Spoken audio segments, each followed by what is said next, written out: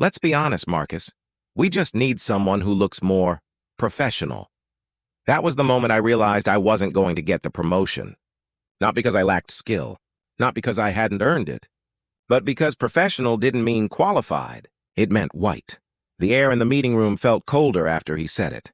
10 of us sat around a glass table, laptops open, fake smiles glued in place. No one spoke. No one needed to. Everyone knew what he meant. They just pretended not to hear it. I laughed quietly, the kind of laugh that hides a storm. "Understood, Mr. Keller," I said. "Glad we're being honest." He smiled, the polite kind of smile that could pass for kindness if you didn't look too closely. "We'll find another way for you to contribute, Marcus. You're great with people. I'd spent 6 years in that office, 6 years of great with people, 6 years of carrying presentations, fixing mistakes, and making others look competent. 6 years of almosts and next times." When the meeting ended, people filed out like nothing had happened. No one met my eyes. Not even Aaron, the only colleague who ever dared to tell me, "You're the smartest guy in this building and they know it." She stopped by my desk later, eyes soft. "You okay?" "Yeah," I lied. "I'm used to this." But that was only half true. You never get used to injustice. You just learn to breathe around it. That night, as the office emptied, I stayed late, again. The skyline of downtown Atlanta flickered outside the windows, and my reflection stared back at me from the glass. Tired. Still wearing the same suit I'd bought when I thought hard work would be enough. I closed the report I'd spent weeks perfecting, the one they'd present tomorrow. With someone else's name on it, I told myself it didn't matter. That success was still success, even if someone else got the credit. But deep down, I knew something had cracked. And once something cracks, it doesn't stay quiet for long. I didn't plan to see it. I wasn't supposed to. It was late, later than usual. The kind of late where the hum of the air conditioner sounds like company. Most people had gone home. The city lights outside flickered like restless thoughts. I was cleaning up my desk when the printer started again. One page, then another. Then silence. It was the kind of thing that happens when someone forgets to log out before leaving. Curiosity isn't noble, but it's human. So I walked over, the subject line read, "Marketing Director Decision. The sender, Thomas Keller, my boss." The recipients, HR Director and Regional VPI, didn't mean to read it. But the first line caught me. "Marcus is talented, no doubt. But he doesn't exactly fit our brand image." I froze. My hands went cold, though the air was warm. Then the next sentence. "We need someone with a look that clients feel comfortable with. Someone who represents our vision. Represent our vision." I could almost hear him saying it, that smooth corporate poison wrapped in politeness. He didn't need to spell it out. I already knew what he meant, not me, not my skin, not my face in their quarterly report. I stared at the screen for a long time, the reflection of those words glowing in my eyes. I wasn't angry, I'm not yet. I was something worse. I was numb. The next morning, the office looked the same coffee smell, same fake smiles, same people pretending not to see each other's ambitions. But something in me had shifted. Every good morning sounded different now. Every handshake felt heavier. When Keller walked past my desk, he smiled, like he always did. "Morning, Marcus. Big day tomorrow. Don't forget to prep the report for Sarah's presentation." Sarah, the woman who got the job that was mine before it was hers. Nice girl, good at talking. Better at blending in. I nodded. "Already done." He patted my shoulder, that practiced gesture of superiority disguised as mentorship, and walked away.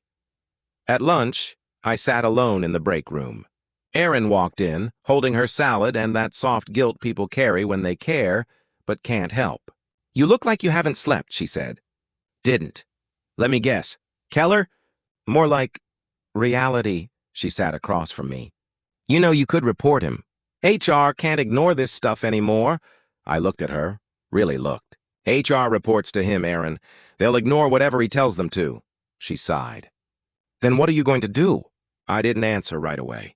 Because I didn't know, but I knew this. Silence had never saved me before. That night, I printed the email and slipped it into my briefcase.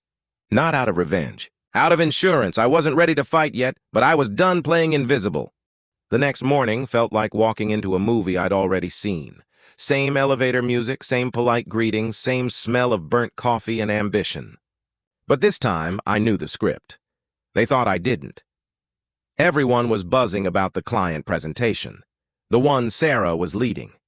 The same deck I'd spent 3 weeks building. The one Keller said needed a woman's touch. I took my usual seat near the back of the conference room. Big glass walls, city skyline beyond them. The kind of room where people talk about diversity while staring at everyone who doesn't look like them, Sarah began. Good morning, everyone. Before we start, a huge thank you to Marcus for helping pull this together. The room clapped politely, the kind of applause that says, we appreciate you, but don't get comfortable. Keller smiled from the head of the table. Yes, Marcus, always dependable. Dependable. Not brilliant, not creative, just dependable. The corporate word for good enough to do the work, not enough to get the credit. The meeting went smoothly. Sarah was nervous but good. She spoke like someone trying to earn approval, not keep it.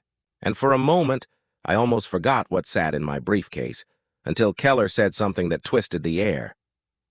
This presentation, he said, really captures the professionalism we want associated with our brand. Professionalism. There it was again. The word that meant everything and nothing. Something in me snapped, quietly but completely. I didn't stand up. I didn't yell.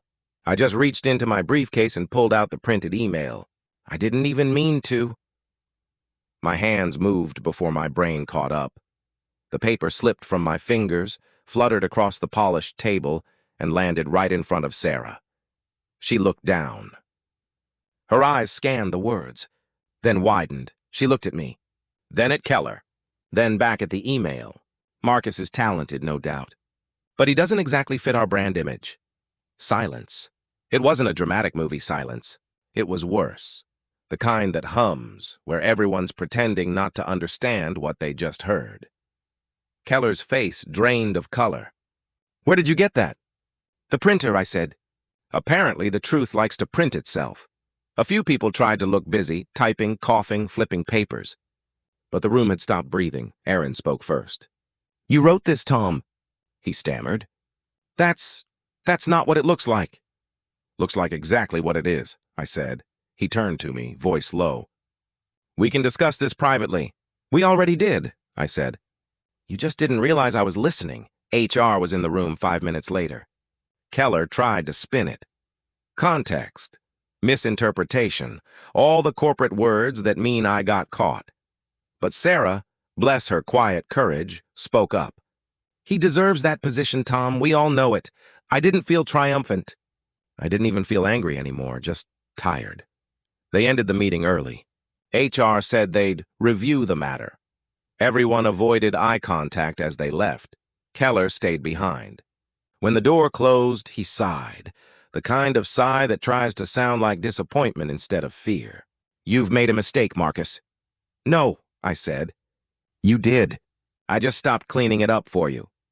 I walked out before he could answer. That evening, I sat alone in my car, watching the sunset smear orange and gold across the glass buildings. I should have felt vindicated. But all I felt was hollow, because proving someone wrong doesn't always feel like winning. Sometimes it just feels like finally running out of ways to pretend. Still, as I started the engine, I whispered to myself, not out of anger, but out of quiet certainty. They saw me today. Maybe for the wrong reasons, but they saw me. They called it a meeting, but it wasn't a meeting. It was an ambush dressed in business casual. 2 days after the email incident, I was asked to come to HR. The tone of the message was polite, the kind of politeness that hides a blade behind a handshake. The HR office was bright, too bright, like they were trying to bleach the truth out of the air. 3 people sat waiting, the HR director, a lawyer I'd never met, and Mr. Keller, my boss, the man whose smile now looked like it was glued on with desperation. Marcus, the HR director began, we wanted to have a constructive conversation about the recent misunderstanding. I almost laughed. Misunderstanding. That's what they always call it when they run out of excuses. I said nothing. Silence, I'd learned, was more powerful than outrage. The lawyer slid an envelope across the table. "We've drafted an agreement," she said. "It includes a promotion to senior associate and a financial bonus in exchange for your discretion regarding internal communications." I looked at her, then at Keller, then back at the envelope. "You want me to sell my silence?" I said quietly. "We'd prefer to call it a mutual understanding," she replied. Keller shifted uncomfortably.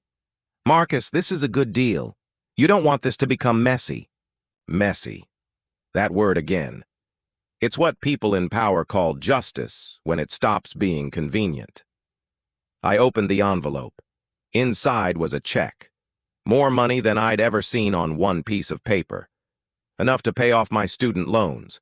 Enough to start over somewhere new. Enough to make me forget if I let it. "You're offering me a promotion I should have already had," I said, "and you're paying me not to tell anyone why I didn't get it sooner." No one answered. The silence was their confession. Erin found me later that day, sitting alone in the break room. I told her what happened. She didn't look surprised, just sad. "What are you going to do?" she asked. "If I take it, I win. If I refuse, I lose. Either way, I'm the story they'll use to prove they care. You don't owe them your silence." "No," I said, "but I owe myself peace." She placed a hand on my shoulder. "Peace doesn't come from silence, Marcus. It comes from truth." Her words stayed with me long after she left. Because she was right. Silence wasn't peace. It was just comfort dressed as surrender. That night, I drove home with the envelope still unopened beside me. The city lights blurred through the windshield, and I thought about every person who had ever sat in a room like that, offered a price for their dignity, told it was a fair trade. I parked the car, turned off the engine, and just sat there in the dark. No music, no noise, just the sound of my own pulse, steady, heavy, certain. Then I tore the check in half, then in half again, until all that was left were pieces small enough to forget, but not forgive. The next morning I walked into Keller's office. He looked up, clearly expecting gratitude. I dropped the shredded pieces of the check on his desk. They fluttered like confetti, except this wasn't a celebration. "You can keep your promotion," I said. "You've earned the kind of company that would make that offer." He stared at me, speechless. "You think you're doing the right thing?" he finally said. "No," I replied. "I'm doing the hard thing. There's a difference." I walked out before he could answer. The office was silent as I passed each cubicle, but this time I didn't lower my eyes. For the first time since I started working there, I wasn't the invisible man. I was the man who said no. The punishment didn't come with warnings. It never does. No one fired me. No one said a word. They just started acting like I wasn't there. On Monday, my name vanished from the weekly project board. By Wednesday, my inbox was quiet, too quiet. By Friday, someone else was sitting in my seat during the morning briefing. When I asked Keller about it, he smiled that same empty smile. "Oh, Marcus. Must have been a mix-up. I'll look into it." He didn't. The office has its own way of exiling people. They don't drag you out. They just erase you. One task, one greeting, one acknowledgement at a time. People I'd worked with for years suddenly stopped making eye contact. In the elevator, conversations died the moment I stepped in. Even Erin, kind, brave Erin, avoided me sometimes, because standing next to me now meant choosing a side. I couldn't blame her. In this world, silence was safety. One afternoon, I walked into the break room. A group of co-workers huddled around the coffee machine, whispering. When they noticed me, the room went quiet. Too quiet. I poured my coffee, pretended not to hear my own name. But then someone muttered, just loud enough, "He thinks he's some kind of hero." I turned. They froze. "Don't worry," I said softly. "I'm not." And I walked away. It wasn't anger I felt. It was something colder, like the air that fills a room after you break a window. Weeks passed. No meetings, no assignments, no purpose. I started staying late again, not because I had work to finish, but because I didn't know where else to go. There's a certain kind of loneliness that only comes from being surrounded by people who pretend you don't exist. At night, the office looked different. The glass walls reflected the city lights, and my reflection stared back, the same man, but not the same. One evening, as I was shutting down my computer, I found a sticky note on my keyboard. It wasn't signed. Just 4 words, written in neat handwriting, "Keep standing your ground." I looked around. The office was empty. But somehow I knew it was Erin. Maybe she couldn't stand beside me out loud, but in that small gesture I heard everything she couldn't say. A week later, HR called again. This time, not for a meeting, for a performance review. The HR director's tone was formal, almost robotic. "Marcus, while your recent behavior has drawn attention, we've noticed a decline in your engagement metrics." "Engagement metrics?" I repeated. "You mean being ignored?" "We're simply saying your attitude may not align with the company's collaborative culture." I almost laughed. "So you punish me for speaking up, and now you're punishing me for how it feels." The director looked uncomfortable. "I'd suggest taking some time off." Time off. That's corporate for get out quietly before we have to push you. I walked out of that office and into the lobby. The marble floor reflected the lights like a perfect lie. Polished, flawless, empty. I didn't cry. I didn't rage. I just stood there watching people walk past me, their heels clicking like metronomes, keeping time for someone else's rhythm. And for the first time, I understood what true invisibility was. Not being unseen, being seen and ignored anyway. That night I wrote a letter, not to HR, not to Keller, to myself. You didn't lose. You reminded them what losing looks like when it has dignity. Don't let their silence teach you shame. Let it teach you strength. I folded the letter and slipped it into my wallet. A reminder, not of what I'd lost, but of what I refused to give away. I came in early that morning, earlier than usual. The office was still dark, the kind of quiet that makes you feel like time hasn't started yet. I'd already made up my mind. After today, I was leaving. But before I did, I wanted to leave something behind, something louder than my silence. The quarterly company meeting was scheduled for 9 a.m. Everyone would be there. The managers, the executives, even Keller. It was supposed to be about growth, brand vision, and future goals. Perfect timing. I opened the shared presentation folder, the same one I'd built 100 times for other people, and replaced the first 5 slides with something else. Not revenge. Truth. By the time the meeting started, the room was packed. Polished shoes. Laptops open. Fake laughter echoing off glass walls. Keller stood at the front, smiling like a man who'd forgotten how thin glass can be. "All right, everyone," he said. "Let's begin." He clicked the remote. The screen behind him lit up, but instead of the company logo, my first slide appeared. White letters on a black background. What does professional really mean? The room fell silent. Keller froze. He looked back at the screen, then at me. "Marcus, what is this?" I stood, calm, steady. "A presentation," I said. "Just not the one you're used to." I walked to the front of the room. For 6 years, I've given this company everything. My time, my effort, my silence. The second slide changed. It was a screenshot of the email, the one Keller wrote. Gasps rippled through the room. "This," I continued, "is what professional means here. It means looking the part instead of being the part." Someone whispered, "Oh my God." I kept going. "Every time we talk about diversity, we put it on a slide like it's decoration. But diversity isn't what you put in a deck. It's who you let sit at the table." I looked directly at Keller. He didn't blink. Didn't speak. "You told me I didn't fit the brand image," I said. "Well, maybe it's time the brand changed." The silence was heavy, but this time it wasn't the silence of fear. It was recognition. I clicked the remote again. The final slide appeared. "Justice isn't a promotion. It's a decision." When I finished, no one clapped. They just sat there, processing the kind of truth that doesn't need applause to echo. Then Erin stood, slowly, deliberately, and she started to clap. One by one, others followed. Not all, but enough. Keller didn't move. He just stared at the screen, the reflection of those white words burning across his face like daylight through glass. I closed my laptop, nodded once, and walked out. No goodbyes. No second chances.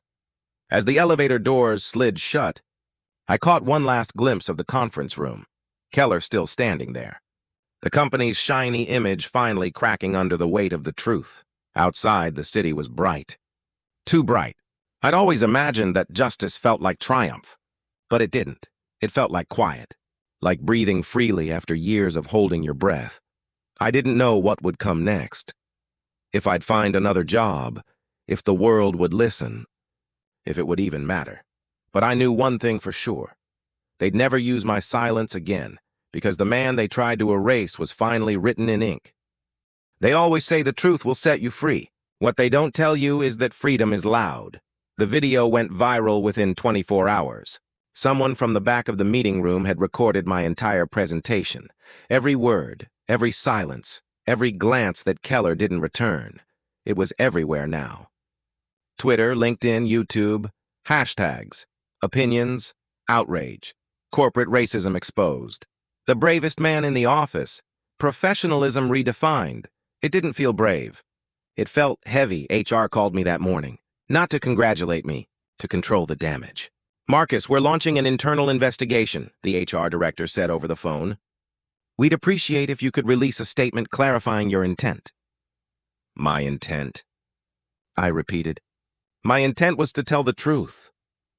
"We understand," she said carefully.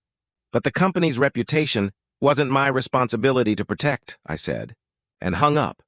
By afternoon, journalists were at the lobby. Emails flooded in, some from strangers, others from people I hadn't spoken to in years. Some said thank you. Some said sorry. Some told me I'd ruined my career. Maybe they were all right. Erin found me sitting at a cafe across the street from the office. She looked tired, the kind of tired that comes from trying to do the right thing in a place that rewards the opposite. "You started something, you know," she said. "Or maybe I just ended something," I replied. She smiled faintly. "They're panicking. Keller's on administrative leave. HR's rewriting half their policies." I looked out the window where the reflection of the building shimmered in the glass. It looked smaller now, like truth had deflated its pride. "Funny," I said. "All that power, and it took one email to knock it down." "You should be proud," she said. "I'm not sure pride's the word. I'm just tired." She reached across the table. "You might have lost your job, Marcus. But you gave the rest of us something to believe in. That night my inbox was a battlefield. Messages from people I'd never met. Janitors, teachers, tech workers, all sharing their own stories. They said the same thing to me. Not a fit for the brand." I didn't have the courage to speak up. "You did. Thank you for reminding me silence isn't safety." I read every one, not because I felt heroic, but because every message sounded like a version of myself that had stayed quiet too long. 2 days later, Langston and Keller, or what was left of them, released a statement. Corporate jargon, polished regret, empty empathy. "We're committed to fostering an inclusive environment and have accepted Mr. Keller's resignation." That word, resignation, it sounded so clean. Like injustice can just step down and go home. But I didn't want revenge anymore, just acknowledgement, and maybe peace. A week passed. The noise began to fade. The internet moved on, as it always does. But the silence it left behind was different now. It wasn't isolation anymore. It was clarity. One evening, as I walked past the office building for the last time, I saw something taped to the glass doors. It was my last slide. The words printed in bold, "Justice isn't a promotion. It's a decision." No one had signed it, but someone had printed it. Someone had decided to remember. I stood there for a long time, watching my reflection overlap with those words. And for the first time, I didn't feel invisible. I felt necessary. Later, sitting at my kitchen table, I opened my laptop and began writing. Not an email, not a resignation letter, something else, a story, about a man who lost everything except himself, about the moment he realized dignity wasn't given, it was chosen. And as I typed the first sentence, "Let's be honest, Marcus, we just need someone who looks more professional," I smiled, because maybe that's how justice starts. Not with power, not with revenge, but with the courage to turn pain into truth. They called it the Diversity Summit. 1,000 people. Corporate sponsors, cameras, banners printed in gold and blue with words like inclusion and equality in bold capital letters. Words so big they almost drowned in their own importance. When they invited me to speak, they said it was an honor, that I had become the voice of change. Funny how people who once ignored you suddenly hear every word after the internet does. They flew me to New York, put me in a hotel with glass walls and silence so thick you could hear your own heartbeat. A personal assistant met me in the lobby. "Mr. Green, we're thrilled to have you here. You'll be our keynote before the CEO. Before the CEO. Even my slot had a hierarchy. Backstage, a woman with a headset adjusted my microphone. "You'll go on after the video montage," she said. "Smile when the camera pans to you." "What's in the montage?" I asked. "Your story." She walked away before I could respond. I peeked at the monitor. My face filled the screen. Footage from the office, my presentation, the line everyone quoted online. Justice isn't a promotion. It's a decision. They'd edited it with soft piano music and slow fades between stock clips of smiling office workers shaking hands. It was beautiful, and it made me sick. When they called my name, the applause was deafening. I walked onto the stage under white spotlights, the kind that make you look more important than you feel. I started with what they expected: gratitude, humility, the safe kind of truth that fits neatly between applause breaks. But halfway through, I stopped, because something in me refused to play along. "You know," I said, "I keep hearing this phrase, a seat at the table. Everyone here talks about giving people one. But maybe we should ask, who built the table?" The audience shifted, the kind of movement that means people are listening, but wish they weren't. "I didn't come here to thank you for including me. I came to ask why it took a scandal for you to notice I existed." The applause that followed was hesitant, like people weren't sure if they were being inspired or accused. After the talk, the CEO, tall, perfect hair, expensive smile, pulled me aside. "Marcus, that was powerful," he said, "though next time maybe focus a little more on hope, less on blame." "Hope doesn't fix systems," I replied. "Truth does," he laughed softly. "Truth makes people uncomfortable. Maybe that's where comfort ends and change begins." He didn't reply. He just nodded, the kind of nod people give when they've heard enough truth for one day. That night, the organizers hosted a dinner at the rooftop restaurant.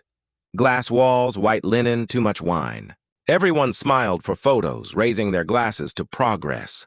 I watched them, the same way I'd watched people in that office years ago. So polite, so proud of their awareness, so careful never to let empathy inconvenience them. A woman beside me whispered, "You must feel proud. You've changed how companies see people like you." I smiled faintly. "No," I said. "I just reminded them how they still don't." Her smile faded, and she excused herself to take a phone call that didn't exist. Later, when the party lights dimmed and the city glowed below, I stepped out onto the balcony. The air was cold, the kind that clears your head but chills your bones. Down below, Manhattan looked endless, a city full of windows, each one holding a story like mine, each one waiting for someone brave enough to open it.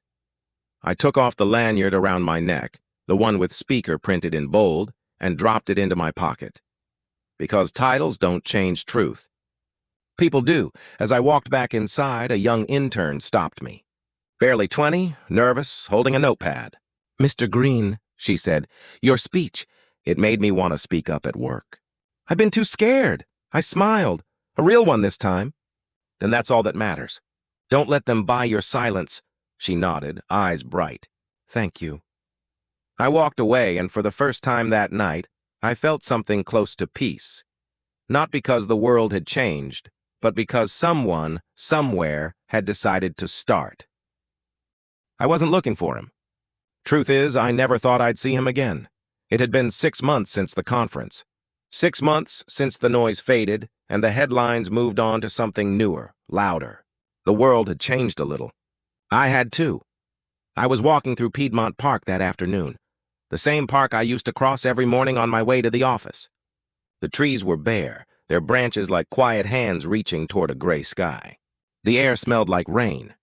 That's when I saw him, sitting alone on a bench near the fountain, a paper cup of coffee in his hand. Same man, different suit. No shine left in the shoes. No confidence in the posture. Thomas Keller. I almost walked past him. Almost. But something stopped me. Curiosity, maybe, or closure. He didn't see me at first. He was staring at the water, the way people do when they've run out of words. I approached slowly. "Didn't think I'd see you here," I said. He turned, startled, then smiled weakly. "Marcus." My name came out soft, like it didn't belong in his mouth anymore. "I heard you're doing well," he said. "Doing," I replied. "Well is relative," he nodded, eyes tired. There were lines in his face I hadn't noticed before. Regret has a way of aging people faster than time. "They let me go," he said after a while. Officially, I resigned. You know how they phrase things. I sat beside him. The bench creaked. 2 ghosts sitting where pride used to live. "You were right," he said quietly. "About what?" "Everything." The words hung there, fragile as glass. "When it all came out, they didn't protect me either. Turns out the system doesn't care who built it, just who breaks it next." I didn't respond. There was nothing to say. He looked down at the coffee in his hand. "You ever wish you hadn't said anything that day?" I thought about it. The silence that followed. The isolation. The fear. Then I shook my head. "No, I just wish I didn't have to." He exhaled, a sound halfway between a sigh and surrender. "You know, I used to think justice meant winning. And now? Now I think it just means facing what you've done, and still being able to wake up the next day." We sat in silence again. Not awkward, just real. 2 men who had finally stopped pretending they were on different sides of the same world.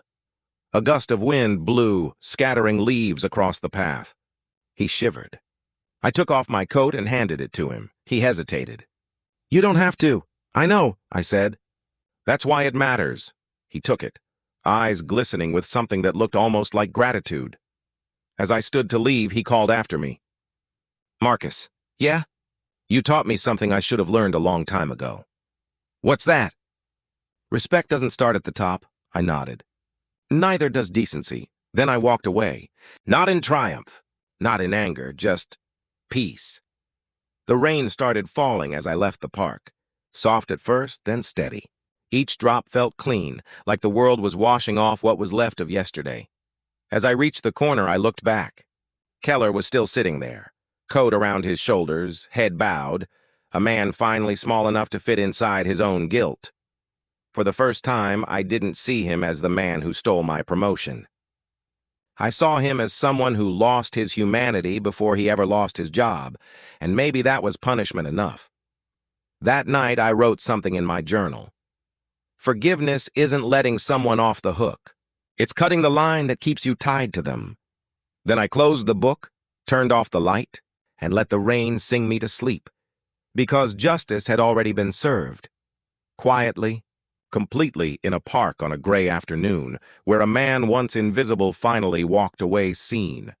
It was a small community center on the south side of Atlanta, the kind of place where chairs didn't match and the microphone crackled when you breathed too close. They'd asked me to speak, not to executives, not to reporters, just a room full of people who looked a little like me, who'd worked twice as hard to be seen half as much. There were janitors, teachers, single parents, students still figuring out who they were in a world that told them who they couldn't be. No lights, no cameras, just truth. I stood at the podium, not in a tailored suit, but in a simple shirt, sleeves rolled up, the way my father used to dress when he told me, "Son, the world will always test you. Just don't let it change what's true about you." I took a breath. The room went still. "I used to think success meant being the smartest person in the room," I began. "Turns out, it means being the bravest one." They listened, not politely but quietly, the way people do when every word sounds like something they've lived before. I spent 6 years trying to prove I belonged in a place that was built to keep me out.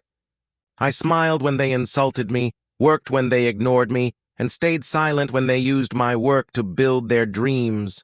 A murmur moved through the crowd, that shared pain of recognition. Then one day I realized something simple. You can't outwork prejudice. You can only outlast it. I paused. A man in the back nodded slowly. A young woman wiped her eyes. Justice, I said, isn't what happens in a courtroom or a conference room. It happens when someone looks at you and finally sees you for who you are, not who they've decided you should be. It's when you stop waiting for permission to exist. I saw Erin in the back of the room. She'd moved on to another company, but she was still the same. Steady, kind, the one who'd never stopped believing I was right. Our eyes met. She smiled. After the talk, people came up to me, shaking hands, thanking me, sharing their stories. But one moment stood out. A boy, maybe 16, walked up with his hands trembling slightly. He wore a wrinkled shirt and a shy kind of hope. "Mr. Green," he said softly, "I saw your video. The one from the office. My teacher played it for our class." I smiled. "Yeah? What did you think?" "It made me want to speak up when someone said something about my friend. I was scared, but I did it." I looked at him. Really looked. And I saw myself, not the man I was in that office, but the man I'd become because of it. "That's what justice looks like," I told him. "It's not about shouting louder than others. It's about speaking even when your voice shakes." He nodded, eyes bright. "Do you think things will ever change?" I thought about it for a moment, then said, "Maybe not all at once, but one person at a time. That's how change begins." That night, as I drove home, the city lights shimmered across my windshield. Atlanta looked the same, but it didn't feel the same. The world hadn't become fairer, but I had become freer. I parked the car, stepped out, and looked up at the sky. Clouds drifting, soft and endless. For the first time in years, I didn't feel small beneath it, because I finally understood. I didn't need a promotion to move forward. I just needed to stop waiting for permission to rise. When I got home, I took out the letter I'd written months ago, the one that started. "You didn't lose." I unfolded it, smiled, and wrote one last line at the bottom. "Justice doesn't change the world all at once. It changes the people brave enough to start." I set it on my desk, turned off the lamp, and let the quiet fill the room. The kind of quiet that feels like peace, like dignity, like the sound of finally being seen.